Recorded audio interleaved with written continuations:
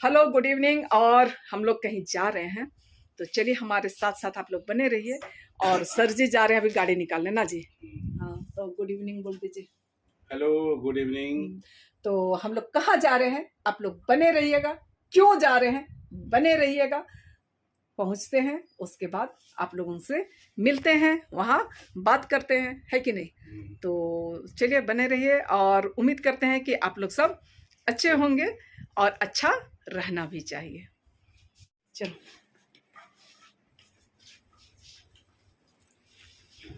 और ये सामान लेकर के जाते हुए चलिए को क्षमा करते हैं और हमें परीक्षा में ना डाल, प्रांत बुराई से बचा हमें।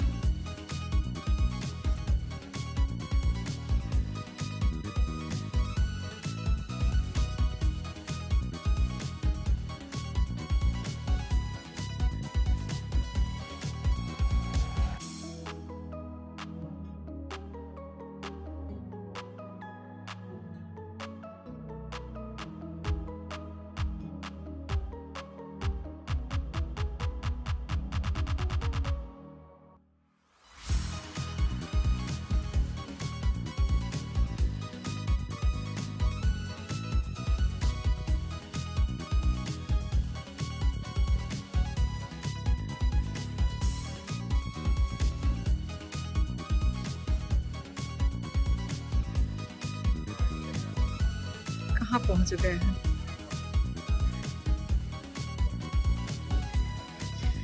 हाँ, कहाँ पहुंच गए हैं। क्या? स्वर्ण रेखा। स्वर्ण रेखा, न्यू स्वर्ण रेखा।